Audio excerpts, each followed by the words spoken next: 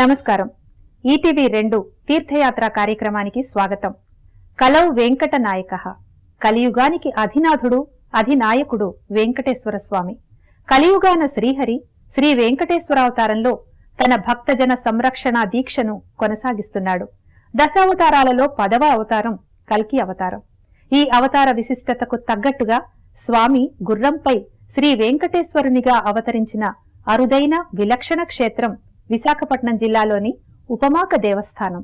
కల్కి అవతార తత్వం, శ్రీ వెంకటేశ్వర స్వామి రూప విశేషం కలగలిసిన దివ్య సన్నిధి ఉపమాక క్షేత్రం. ఈ క్షేత్ర విశేషాలని నేటి తీర్థయాత్రలో తిలకిద్దాం.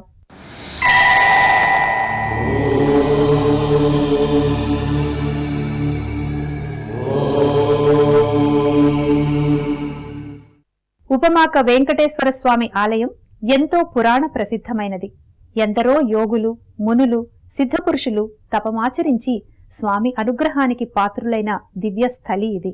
కశ్యపుడు, గరుత్మంతుడు, నారదుడు, బ్రహ్మ వంటి వారు ఎందరో ఇక్కడ శ్రీహరి అనుగ్రహానికి పాత్రులై స్వామిని శ్రీనివాస రూపంలో ఆరాధించుకుని తరించారు. క్రీస్తు శకం 6వ శతాబ్దంలో తూర్పుగోదావరి జిల్లా కాండ్రేగుల సంస్థానాధీశుడైన శ్రీకృష్ణ భూపాలుడు ఉపమాక వెంకటేశ్వర స్వామికి ఆలయాన్ని నిర్మించినట్లు స్థల పురాణాన్ని బట్టి తెలుస్తోంది. బ్రహ్మ వైవర్త పురాణంలో గరుడాచల మహత్యంలో ఈ క్షేత్ర వివరాలు సమగ్రంగా ఉన్నాయి. ఉపమాక క్షేత్ర వైభవాన్ని పలు పురాణాలు విశదంగా వివరించాయి. బ్రహ్మదేవుని దగ్గర ఉన్న వేదాల్ని సోమకాసురుడు దొంగలించినప్పుడు బ్రహ్మ శ్రీహరిని శరణు వేడాడు. సముద్ర తీరాన ఉన్న గరుడాద్రికి వెళ్లి తపస్సు చేసి అక్కడ ఉన్న బంధురం అనే సరస్సులో నిత్య స్నానాదుల్ని ఆచరించి హయగ్రీవ మంత్రాన్ని ఉపాసిస్తే వేదాలు తిరిగి నీ పరమవుతాయని బ్రహ్మకు శ్రీహరి ఉపదేశిస్తాడు. అలా బ్రహ్మ ఉపమాక క్షేత్రంలో ఉన్న గరుడాద్రిపై తపస్సు ఆచరించి శ్రీహరి కరుణకు పాత్రుడయ్యాడు. రాక్షసుల వేధింపుల్ని తాళలేక కశ్యపుడు శ్రీహరిని శరణు వేడగా గరుడాచలంలో తపమాచరిస్తే నీ మనోభీష్టాలు నెరవేరతాయని సెలవిస్తాడు. కృతయుగంలో ఈ వెంకటేశ్వరుడు నెలకొన్న పర్వతం బంగారు కొండగా, త్రేతాయుగంలో వెండి కొండగా, ద్వాపర యుగంలో రాగి కొండగా, కలియుగంలో రాతి కొండగా ఇది భాసిల్లుతోంది. నారద మహర్షి ఈ క్షేత్రంలో తపస్సు చేసి శ్రీహరి అనుగ్రహానికి పాత్రుడయ్యాడు. ద్వాపర యుగాంతమందు గరుత్మంతుడు కృష్ణుడిని ఎల్లవేళలా తన వీపుపై ఉండునటులా వరం కోరాడు.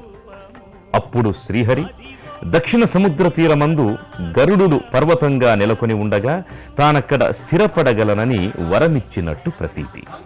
అందుకే ఈ పర్వతానికి గరుడాద్రి అనే పేరు స్థిరపడింది.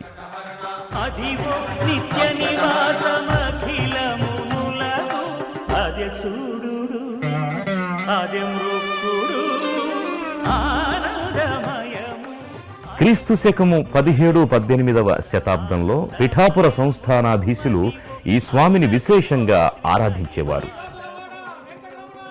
సిపి బ్రౌన్ సమకూర్చిన హిందూ దేవాలయాల చరిత్రలో కూడా ఉపమాక క్షేత్ర ప్రస్తావన ఉంది.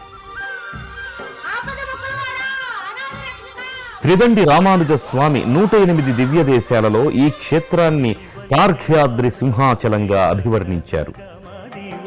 శ్రీ వెంకటపతికి సిరులైనది భావింప సకల సంపద రూపమదివో. కలియుగంలో తన భక్తుల మొరలని ఆలకించటానికి శ్రీ వెంకటేశ్వరుడిగా 4 ప్రదేశాలలో అవతరిస్తానని కశ్యప మహర్షికి శ్రీహరి వరమిచ్చాడు. అవి వెంకటాద్రి, ద్వారకా తిరుమల, వాడపల్లి, ఉపమాక.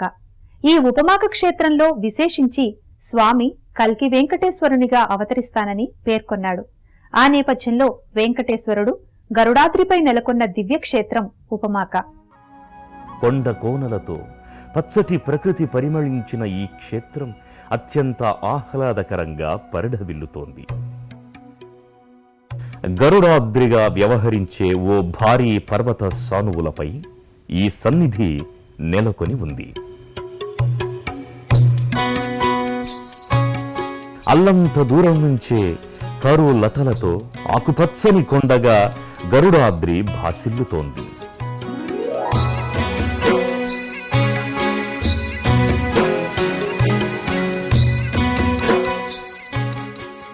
ప్రధాన ఆలయం ముంగిట ఉన్న స్వాగత తోరణంపై శ్రీ భూనీళా సమేత శ్రీ వెంకటేశ్వరుని ప్రతిమలున్నాయి. మహిమాన్వితుడైన ఉపమాక వెంకటేశ్వర స్వామి ఆలయ ప్రాకారం ముంగిట 3 అంతస్తుల రాజగోపురం, దానిపై పంచకలశాలు అమరి ఉన్నాయి.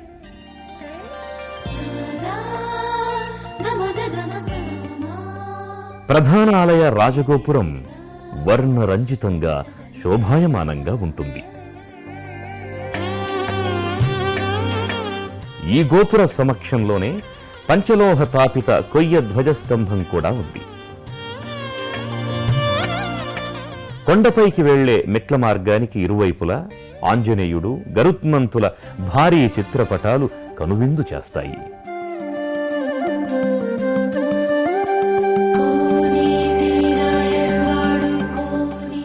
ఉపమాకలో వేంచేసి ఉన్న శ్రీ కల్కి వెంకటేశ్వర స్వామిని దర్శించుకోవడానికి భక్తులు మెట్ల మార్గం ద్వారా కొండ ఎగువకు తమ ప్రయాణాన్ని సాగిస్తారు. ఈ మెట్ల మార్గం ద్వారా నడిచి వెళ్లే భక్తులకు నిరుపమాన ప్రకృతి సౌందర్యం కనువిందు చేస్తుంది. అల్లంత దూరం నుంచి గోచరమయ్యే ప్రకృతి రమణీయత ముగ్ధుల్ని చేస్తుంది. సృష్టి విలాసం ఎంత శోభస్కరంగా ఉందో అవగతమవుతుంది.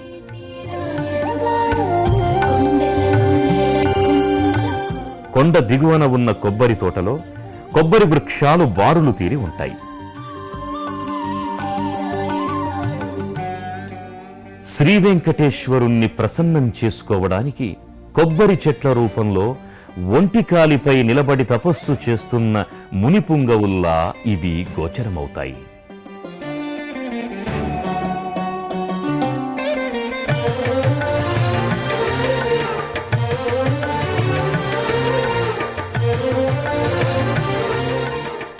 స్వామి నెలకొన్న గరుడాద్రిపై తిరునామం, శంఖుచక్రాలు భారీ ఆకృతిలో నెలకొని ఉన్నాయి. ప్రధాన ఆలయం ముఖమంటప రాతి స్తంభ సమన్వితంగా ఉంటుంది.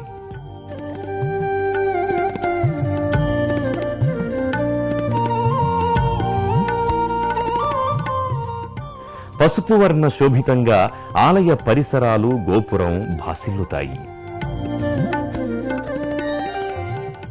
ఉపమాక గర్భాలయంలో శ్రీ వెంకటేశ్వర స్వామి కల్కి అవతారమూర్తిగా దర్శనమిస్తాడు. గరుడాద్రిగా వ్యవహరించే ఈ క్షేత్ర ప్రస్తావన పలు పురాణాలలో ఉంది.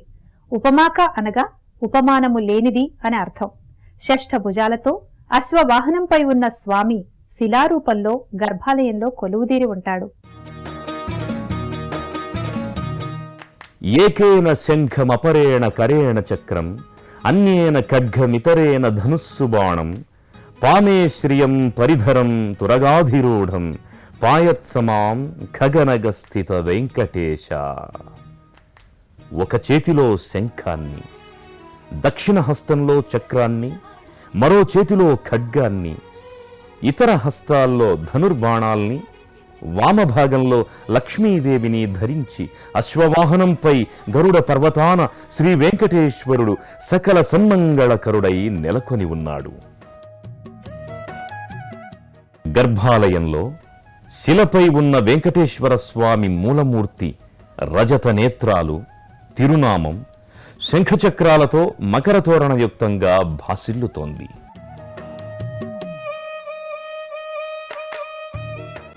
స్వామివారి హృదయస్థానంలో లక్ష్మీదేవి కొలువుదీరి ఉందనడానికి చిహ్నంగా ఒక పసుపు ముద్ద హృదయ భాగంలో ఉంటుంది. తులసి మాలాలంకృతుడైన స్వామి వ్యక్తావ్యక్త స్వరూపునిగా నెలకొని ఉంటాడు. స్వామి మూల విరాట్ సమక్షంలో పలు సాలగ్రామాలున్నాయి. ఏకహస్తం కటించైవ వామే శంఖం చ నిక్షిపేత్ దక్షిణే చక్రహస్తంతు ఏకం వైకుంఠహస్తకం అలర్మేల్మంగ సంయుక్తం వెంకటేశమహం భజే. ఒక హస్తం కటి భాగాన ఉండగా ఎడమ చేతిలో శంఖాన్ని, కుడి చేతిలో చక్రాన్ని, 4వ చేతిని అభయహస్తంగా ధరించి అలర్మేల్ మంగతో ఉన్న శ్రీనివాసుణ్ణి దర్శించుకొని భక్తులు పులకిస్తారు. స్వామి ఇక్కడ 6 భుజాల్ని కలిగి ఉండడం విశేషం. 5 హస్తాలలో దుష్ట శిక్షణ, శిష్టరక్షణ చేయడం కోసం పంచాయుధాల్ని ధరించి ఉంటాడు. మిగిలిన ఒక హస్తాన్ని భక్తవత్సలతకు ప్రతీకగా అభయముద్రాంకితుడై ఉంటాడు. ఎంతో ప్రశాంతమైన వాతావరణంలో విలక్షణమైన రూపంతో ఉన్న కల్కి వెంకటేశ్వర స్వామిని దర్శించడం వల్ల, పూజించడం వల్ల జీవన మార్గంలో ఎదురయ్యే సమస్త అవరోధాలు తొలగిపోతాయని ప్రతీతి. అలాగే సకల విజయాలు అతి సునాయసంగా చేకూరతాయని భక్తుల నమ్మకం.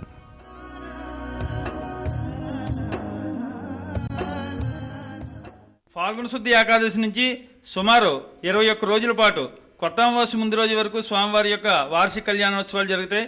అలాగే స్వామివారికి జరిగే కార్యక్రమాల్లో ముఖ్యంగా బ్రహ్మోత్సవాలు, అధ్యయనోత్సవాలు, ధనుర్మాసోత్సవాలు, శ్రీరామనవమి, శ్రీకృష్ణాష్టమి ఆదిగా గల ప్రతి ఉత్సవం కూడా ఇక్కడ స్వామివారి ఆలయంలో నిర్వహణ చేయడం జరుగుతుంటుంది. శ్రీ పాంచరాత్ర ఆగమ శాస్త్రాన్ని అనుసరించి శ్రీరంగంలోను, తిరుపతిలోను ఏ కార్యక్రమాలు అయితే నిర్వహించబడతాయో ఆ 2 కార్యక్రమాలు కూడా ఇక్కడ నిర్వహణ చేయడం వల్ల ఇక్కడ ఉత్సవాలు అధికంగా జరగడం, తిరువీధి సేవలు ధనుర్మాసం 30 రోజుల పాటు తిరువీధి సేవలు నిర్వహణ చేయడం జరుగుతుంది. ఈ కొండ మీద ఉన్నటువంటి స్వామివారు కోరిన కోరికలు తీర్చే కొంగు బంగారంగా చెప్పబడడం చేత ఏ భక్తుడికైనా కోరికలు ఉన్నట్టయితే ఇక్కడ ఆలయంలో స్వామివారిని దర్శనం చేసుకుని తమ కోరికలను తీర్చుకున్న తర్వాత ఆ స్వామివారికి మొక్కుబడులు తీర్చుకోవడం అనేది ఇక్కడ ఆనవాయితీగా జరుగుతుంది. ఉపమాకల్లో కొండ దిగువన శ్రీ వేణుగోపాల స్వామి వారి ఆలయం ఉంటుంది. ఈ వేణుగోపాల స్వామి ఇక్కడ క్షేత్రపాలక పెరుమాళ్గా వ్యవహరిస్తున్నాడు. ముగ్ధమోహన సౌందర్యాతిశయంతో మురళీగాన లోలుడు భక్తాభీష్ట వరదుడిగా వినుతుకెక్కాడు. ఉపమాక క్షేత్రంలో గరుడాద్రి పాదపీఠాన వేణుగోపాల స్వామి వారి ఆలయం ఉంది. సంపూర్ణ రజత కవచాలంకృతుడై దశావతార మకర తోరణయుక్తంగా వ్యత్యస్త పాదార బిందుడై మురళీ మనోహరునిగా వేణుగోపాలుడు ఇక్కడ దర్శనమిస్తాడు. గోపశ్రీ పరివేష్టితో విజయతే గోపాల చూడామణిగా గోవిందుడు సుందర సురుచిరమూర్తిగా తేజరిల్లుతున్నాడు.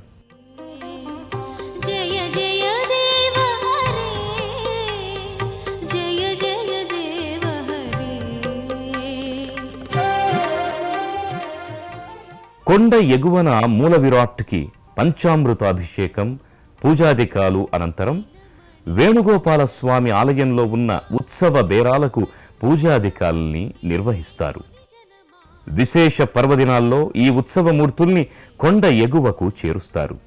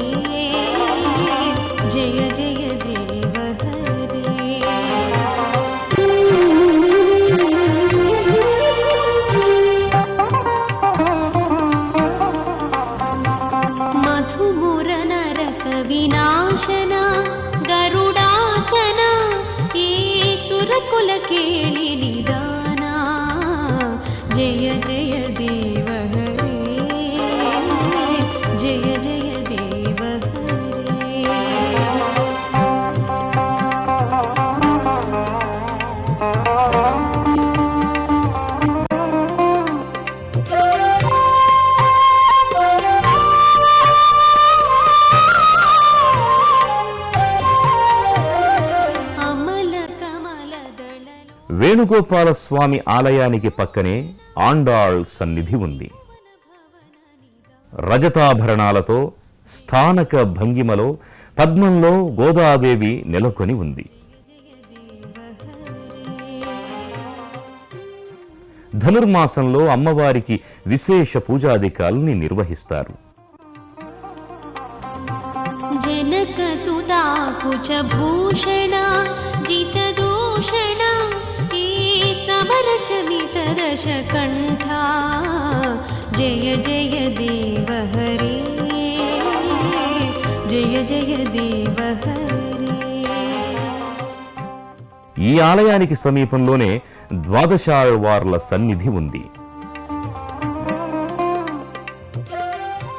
ఆళ్వార్ల తిరునక్షత్ర పవిత్ర దినాల్లో ఇక్కడ విశేష పూజాధికాల్ని నిర్వహిస్తారు.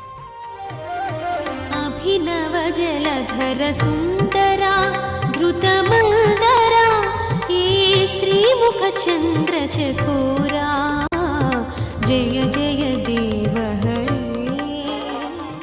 ఉపమాక శ్రీ వెంకటేశ్వర స్వామి ఆలయంలో గోశాలను ప్రత్యేకంగా నిర్వహిస్తున్నారు.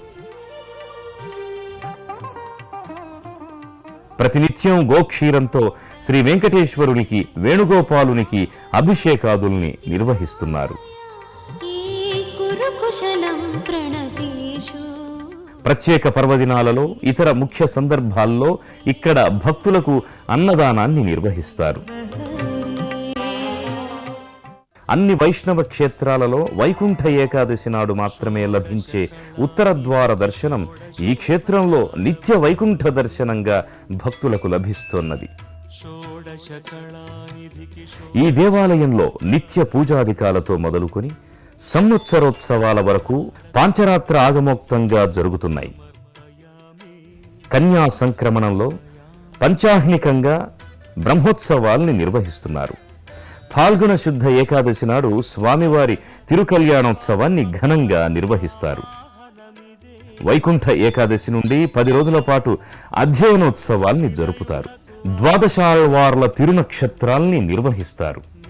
పలు ఉత్సవ సందర్భాల్లో పుణ్యకోటి, పొన్నవాహనాలు, గరుడ వాహనం, లక్క గరుడ వాహనం, అశ్వ గజ హంస వాహనాలతో స్వామివారిని అమ్మవార్లను ఊరేగిస్తారు.